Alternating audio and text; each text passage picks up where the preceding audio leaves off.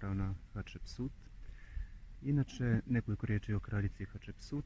Kraljica Hatshepsut bila je jedan od malobrojnih ženskih faraona u egipatskoj povijesti. Uzor je bila prva faraonka Egipta, a osim nje na mjesto ženskog faraona bila je i poznata ili popularna Nefertiti. Kraljica Hatshepsut sjela je na prijestolje kao regent umjesto svog posinka Tutmozisa III. Te kasnije zbog svojih ambicija se proglasila faraonom. Vladala je u muškom obliku 22 godine, te vladavina se odlikovala mirom i prosperitetom. Gradila je dobra vladar. Nakon njezine smrti, nakon njezine vladavine od 22 godine, na vlast dolazi Tutmozis III koji urušava sve njezine monumente, sve njezine spomenike, te kraljica Hatshepsut praktički ostaje zaboravljena od naroda zbog jala i ljubomore Tutmozisa III. Naravno, on je s razlogom bio ljubomoran zbog toga što mu je kraljica Hatshepsut recimo oduzela prijestolje. Uglavnom, idemo vidjeti kako izgleda hram kraljice Hatshepsut izbliza.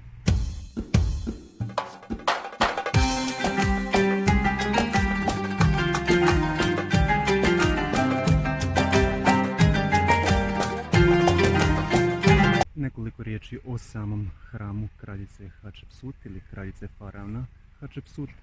Hram je građen na 3 etaže ili 3 kata. Evo, do svih etaža vodi ovaj jedan red stepenica. Sa svake strane je po originalu bila sfinga, sad je trenutno samo jedna, s druge strane nema. Sa desne strane, s moje desne strane, postoji još jedan hram koji je uništen.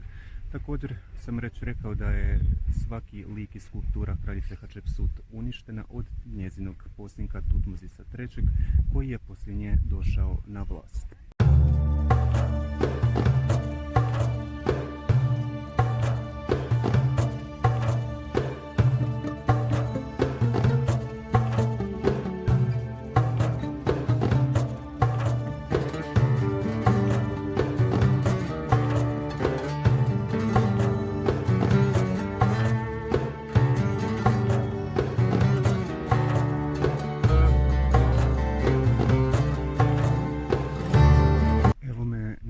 Etaži hrama kraljice Hatshepsut.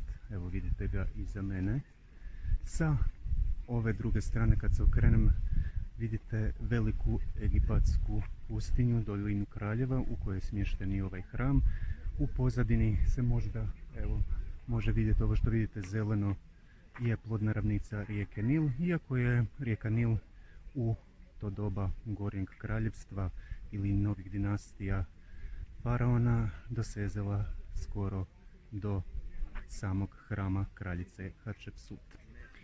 Uglavnom, kraljica Hatshepsut vladala je 18. dinastijom, u 18. dinastiji, znači početkom 18. dinastije, te kasnije, nakon 22 godine, umire i na vlast dolazi njezin posinak Tutmozis III. Idemo dalje vidjeti što i kako izgleda gornji dio ili središnji dio hrama kraljice Hatshepsut.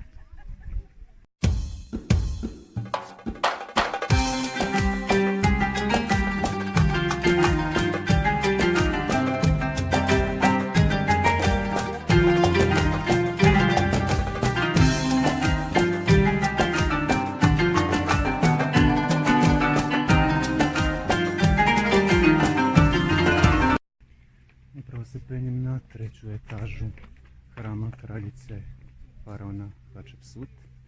Ovdje ćete moći vidjeti kraljicu Hatshepsut kako stoji, znači, prekriženih ruku u obliku muškog vladara. Vidjet ćete kako izgledaju ovi spomenici u njenom obliku i što prikazuju. Znači, prikazuju kraljicu Hatshepsut u muškom obliku.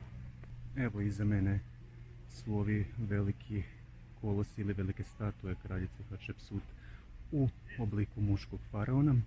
U to vrijeme bilo je malo čudno da je žena faraon jer obično su muškarci pretendirali na prijestolje, muškarci su bili faraoni.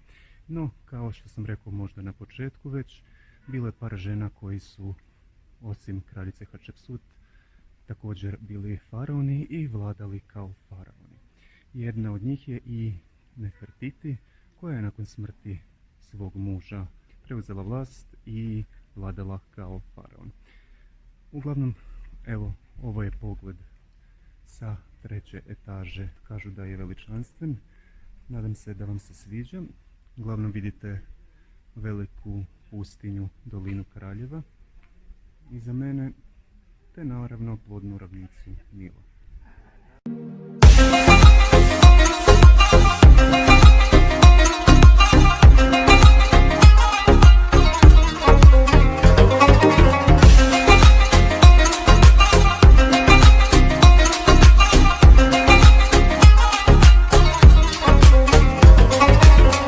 I'm your rhythm tonight.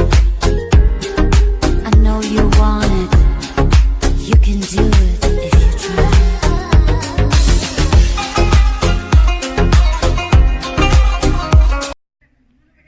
Upravo se nalazim u glavnom svetištu ili dvorištu, takozvanom predvorju kraljice Hatshepsut, njezinog posmrtnog hrama.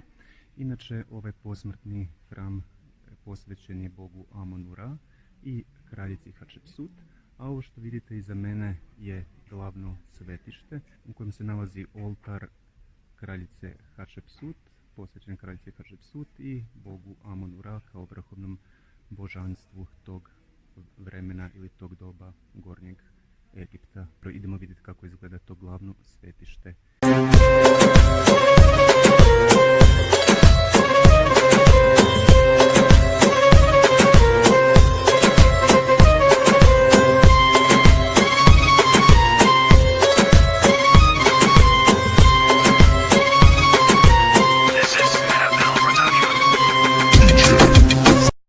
Evo, kao što ste mogli vidjeti, nalazim se u glavnom svetištu posvećenom bogu Amon-Ra i samoj kraljici Hatshepsut, ovdje u posmrtnom hramu kraljice Hatshepsut u dolini kraljeva. Uglavnom idemo vidjeti dalje kakav je još pogled.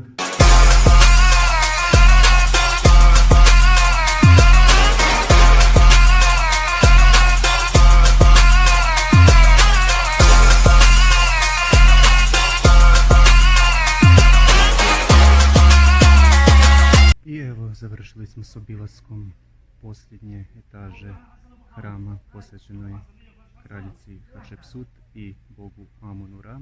Evo vidite statue kraljice Hatshepsut iza mene, a naravno iza mene je i prekrasan pogled na dolinu kraljeva, na ovu pustinju, kamenitu pustinju i naravno na dolinu Nila.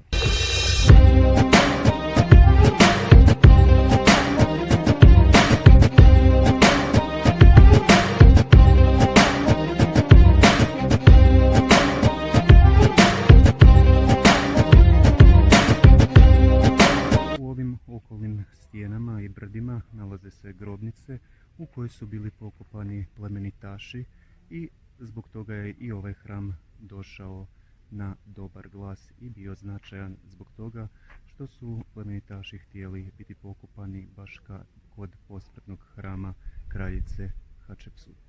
Idemo još do Anubisovog hrama vidjeti kako on izgleda. I'm your rhythm tonight. I know you want it. You can do it if you try. Close your eyes. Feel the beat. Be free and fly.